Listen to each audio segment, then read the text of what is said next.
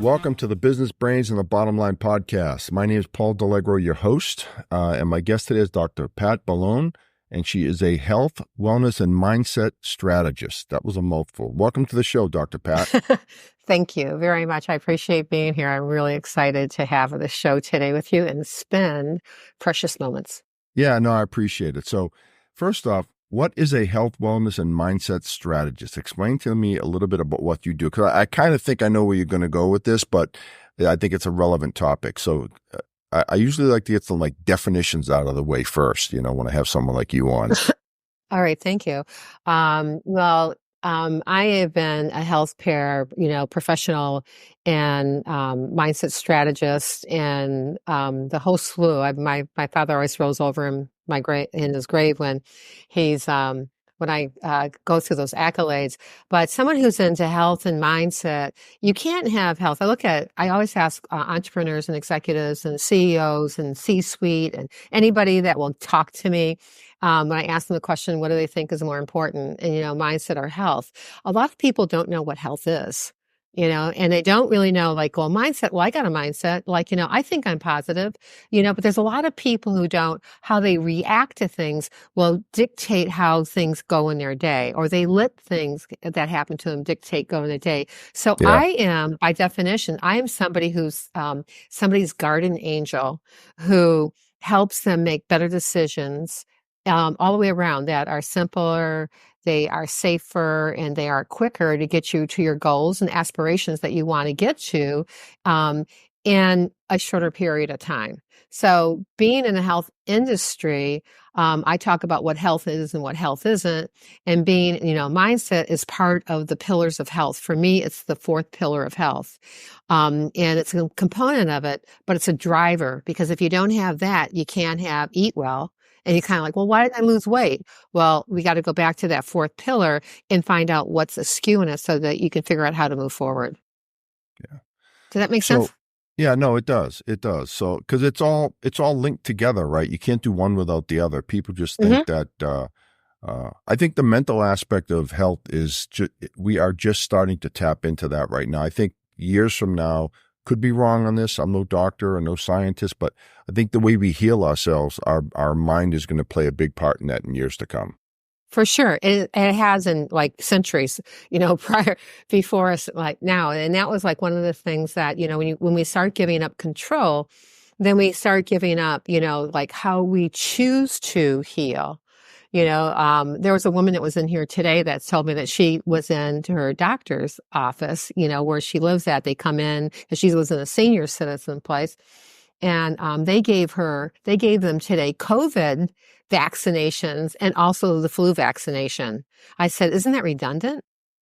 And I said, because it made absolutely no sense to me. So I gave her a list of things to ask them, and I said, don't take another shot unless you have the whole fact sheet of it, so that you can make decisions about your health, because you should be able to choose where you want your health to go and how you want to elevate it.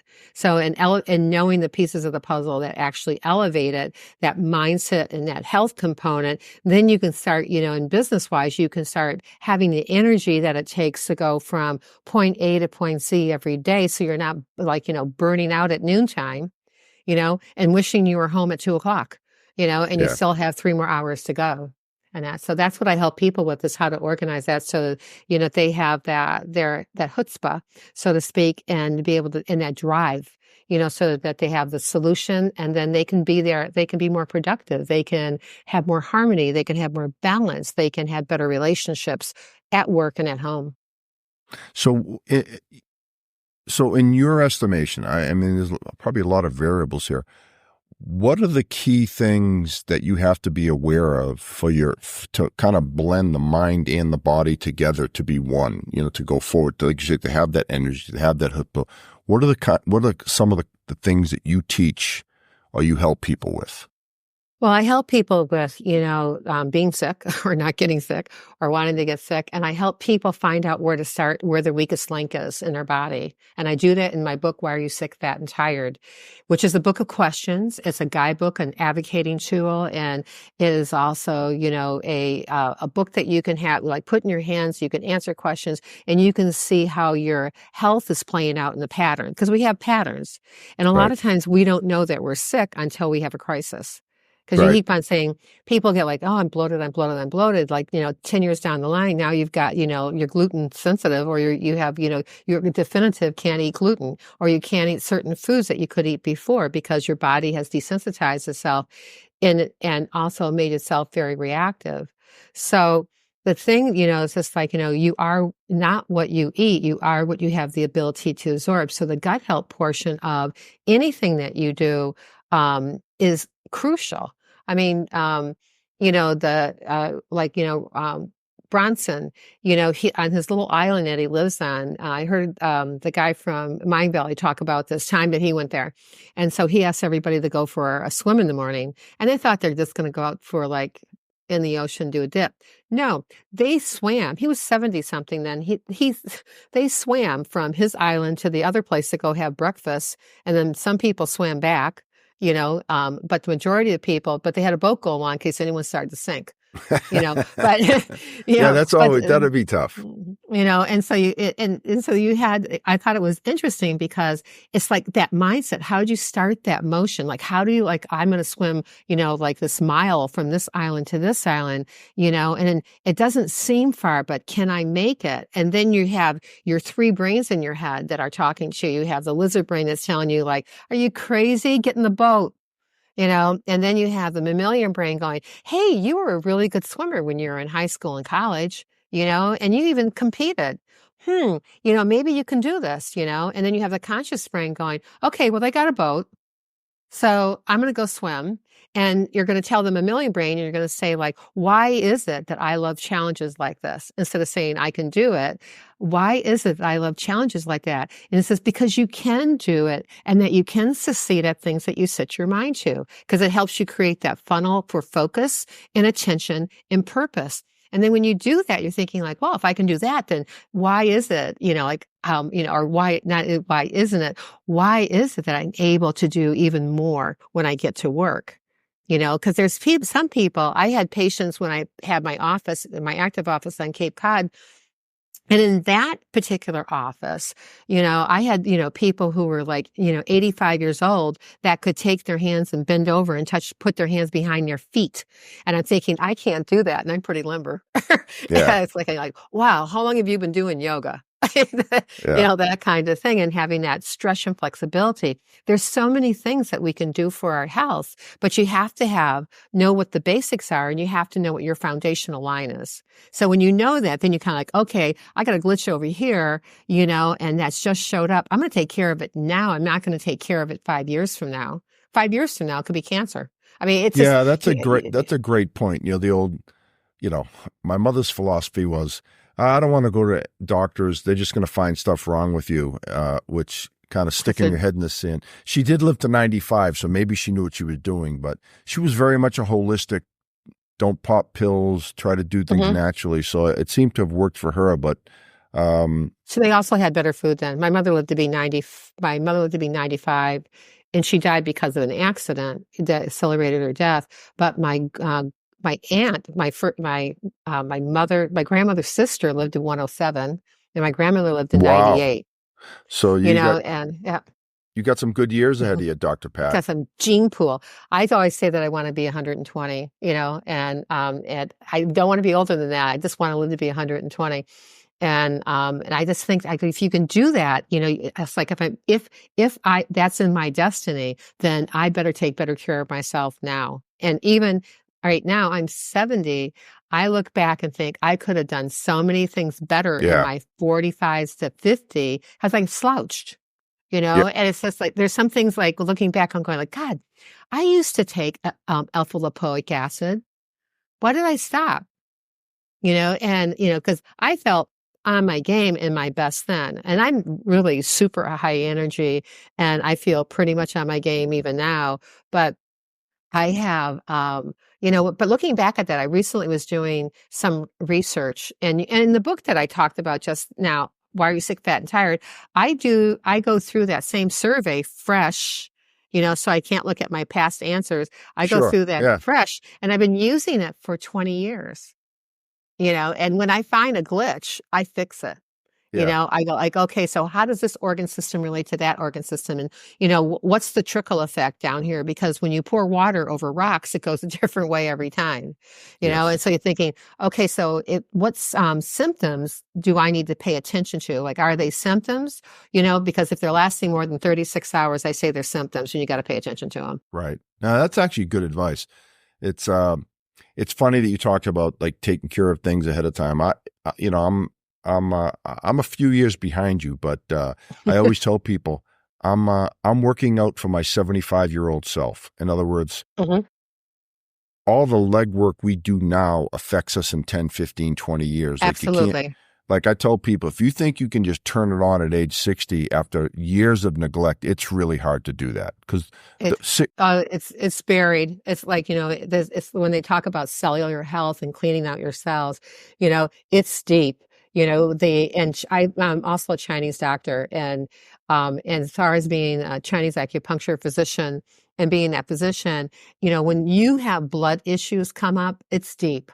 yeah, And when people can't detoxify in our environment, we have so many more toxins now than we did 30 years ago, and so especially in this country, by the way, as you especially in probably, this country. Oh, yeah, for sure. All you have to do is just read labels someplace else and find out, like, oh my God, they only put 10 ingredients in Heinz ketchup in the UK, but they put like 30 in ours. Like what? So what's the other stuff in there?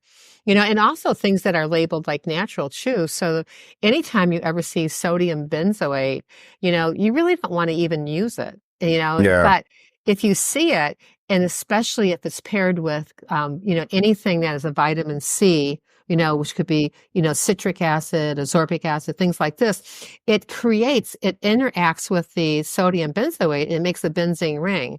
And benzene rings are unbreakable. They're tough.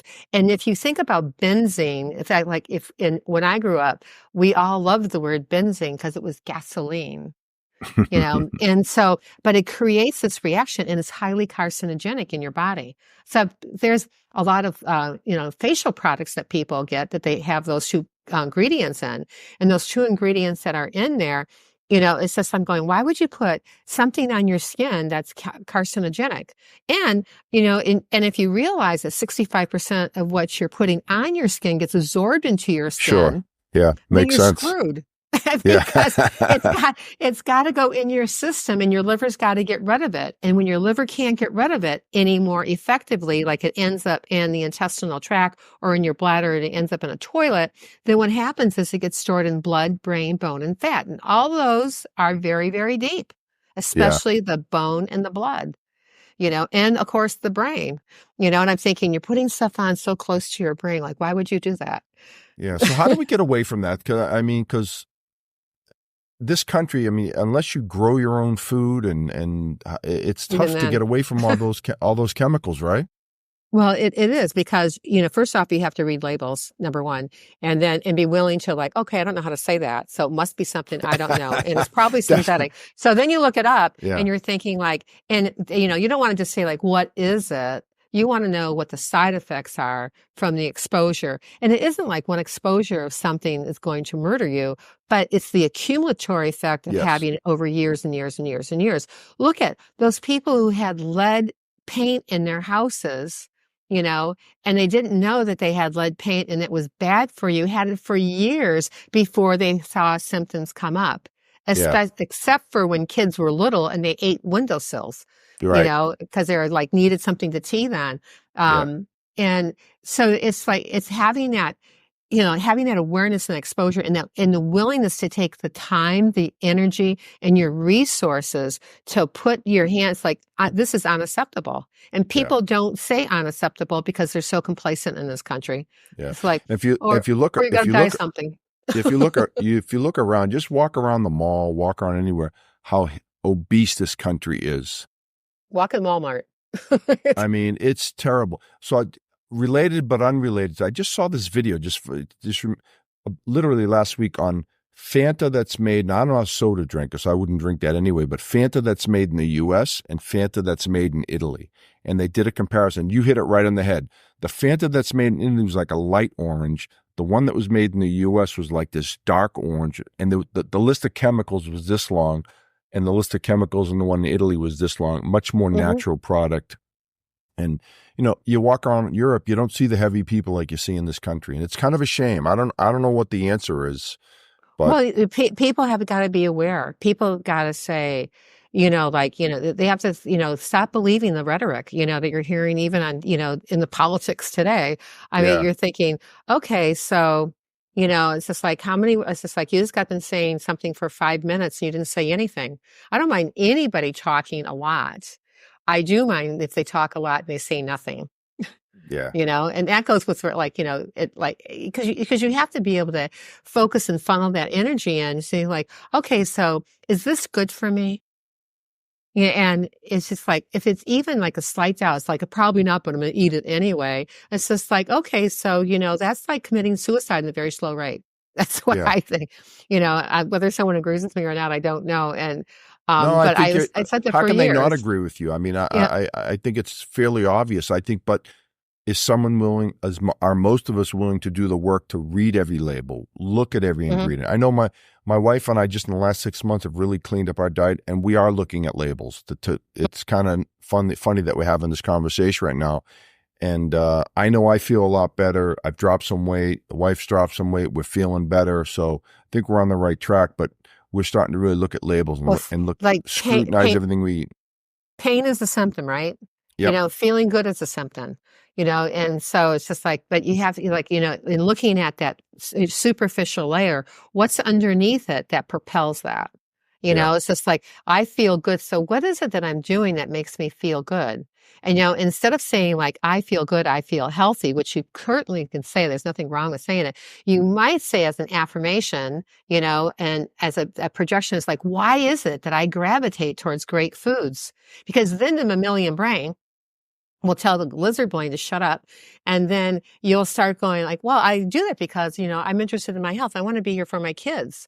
I've got a wife, I've got a family. I've got, I have like so many patients that I want to see and help and get them out of Dodge so that they don't have to experience some things that their relatives have experienced because they just didn't know any better. And it's not their fault. It's the fault of the government. Because they know, and big pharma and all those nice people. No question. You're not going to get any argument from me out of that. I'm 100% agreement with you on that. So let's talk about some like the practical uses of what you do. Like you meet with someone. You meet with me. I may not be a good example, but you meet with someone that's like fat, dumb, and tired. What's the name of your book again?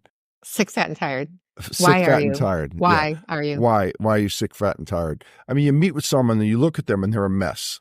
How do you even begin? Like, where do you start with someone like that? Think about it as the fire department coming to your house and you're having, this major fire in your house and they bust through the windows with hoses and axes and they come in and they spray everything down. They ruin all your heirlooms and then you're stuck. And I am the carpenter. So I come and you call me up and say, wow, I've got this big mess, and, I had a major fire and, all my heirlooms and, it's just like, I'm so sad. I can't even go in my house because it's so toxic. Right. So that's Western medicine versus holistic medicine. And so when you have look at the thing with Zantac, right? Zantac, everyone thought was so good, over the counter, blah, blah, blah. It started causing stomach cancer. Really? And they're and their original commercials was this fire truck, which I thought was really funny. This fire truck driving in to the gut and hosing the whole gut down. And then also the thing to consider too is like picking the right person, because dentists use axes and hoses also. Right. And there's other professions that use axes and hoses. So the axes represent surgery, because when they don't know what to do, they cut. Yeah. They have it's because they don't have another solution, and they feel like it's like someone who is they're an overgiver. He's thinking, you can stop there. No, no, nice. I know of a true situation and a real situation of this woman. For 10 years, she had blood in her stools and they couldn't figure out why she had blood in her stools. So when 10 years later, they said, we're going to have to give you a bag. She had 6 kids. 3 of them were old enough to babysit. And she still had 3. And the doctor, she said, well, can I still play with my kids? And he said, probably not. Like you can't roughhouse. And can I go swimming? I love swimming. Nope, can't go swimming, And she said, I'm not going to do this. And so she went and found a holistic doctor, a man that I know who's a colleague of mine, and he had her do a food sensitivity test. Now, there's a lot of food sensitivity tests out there today, but you really want to have, a food sensitivity test that shows you what foods you should never put it in your mouth, and that tests over like at least 200 to 300, vial samples. And that's for like your AGGs and your AGAs, because you want to know what you have sensitivity to. Well, this woman went and did his program, and cleaned up her diet. A year later, she had a normal colon. And all the medical doctors said were to her, like, well, congratulations, you don't have to have your surgery now. I don't know what you did, but you should keep on doing it. Wow. And so, and she just kept on doing that. But it can happen. The gut's the easiest organ to fix. And one of the things I always say is fix your gut, change your life. Fix your gut, change your life. And because you have to start someplace. And if you pick the place to start, and focus on that, then other things can happen with that. And just doing simple things. You don't have to know as much as a medical doctor. You don't have to know as much as a holistic doctor. You just have to know, like, what can I do to go to point A to point C? So if you know what someone's goals are, I'm very, very good at directing. When people go to Europe, they go, I'm going to go to Rome. Didn't you live in Rome at one point in time? I go, I did. Like, where do you want to go? Where do you want to stay? Don't stay by the train station. Stay by something like, you're going to be able to walk 10 minutes and get to something else, like the Piazza Navona, or you say, like, so you can go to the Borghese, museum. You can go up the Spanish Steps or hang out at the Spanish Steps or meet the guy who has the ice cream place across from the Spanish Steps who went to school in downtown Boston at BC. I mean, there's this and there's a whole plethora of, chiropractors that I know around the world, that, some of them are probably retired. But there's always like good things that you can do so that if you go someplace, you can eat better, think better, and move better, and you can achieve a certain level of health and ignite that so that you stay on purpose for that by finding the right person to work with. Like for that food sensitivity, that piece that I talked with the woman, her food that she ate that was her biggest culprit was avocados. Now everyone thinks avocados are monosaturated fat. They're really good for you. Not everyone should eat that. It's just like. So we're eating a lot of avocado right now. Not a lot, but regularly. Every week we're having something with avocado in it.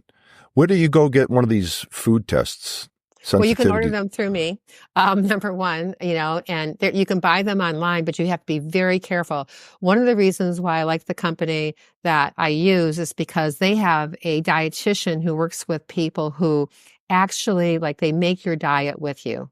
And then they don't babysit you during like a 12-week program. So I have a 12-week program that we do that with. And we look at, like how you're handling toxins from your environment. And if you need to do a detoxification and what the health of your gut is, because you have to have those toxins have got to go someplace to end up in a toilet. And your gut's got to be in good shape. Right. But for that piece of that, I walk people through the whole 12 weeks. They talk to the dietitian. The dietitian goes, put this together, put that together.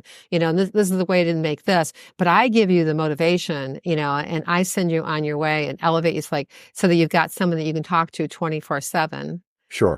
And just say like, I'm struggling with this week. Like, why is that? And because your body's going to like want to like go back. It's always going to go back into its old cycle because that's the easier piece than you creating the new cycle. So you really need the support mentally, physically, emotionally, spiritually, socially, and it will make you like, every aspect of your life will change when you suddenly realize, I'm waking up and I don't hurt. Or Yeah. I'm waking up, and I can hit the ground running. I'm waking up, and every one of my other friends who are 55 years old look like death worn over. And, like they're in that movie. It's just like, oh my God, you look exactly the same as you did when we were in college. That's what my friends always say when I go home. You look exactly like you did in college. You just never age, and I'm like, oh, yes, I do. I see myself in the mirror. But it's, you see people, the first part of, giving things up is you have to be willing to do what it takes to be healthy. And Yeah. you have to be into your health. You have to be into longevity. When you have that going for you, it's easier when you do make those decisions to stay with those decisions and stick with them. But it's always so much faster to get to that finish line, when you've got somebody that can help elevate you and support you higher. Yeah. So you're the coach that kicks them in the ass, right? Is that kind of how Yeah, this but, works? I have that. I've been told that I'm very direct. If somebody asks me a question, can I have this and this together? I don't think like, well, I'm not worried about hurting your feelings. The answer is yes or no, Yeah. and as I'm thinking, if you're thinking, is this a possibility? Unless like you really truly don't know, it's probably the answer is no. So it can save you can save your time just, and find something else that helps support you with that. Very, very nice. How busy are you these days? Because I know, like you said you're 70. I mean, most people your age are retired, and it doesn't sound like you're even close to retirement. I'm not. Actually, I'm going back into, right now, I'm sitting in the room. I'm going to be doing some work with patients in the office. I'm in Ithaca, New York. And the practice right now is called Lansing Chiropractic Office. So if anyone hears this that's in the way, come over and see me. Yeah.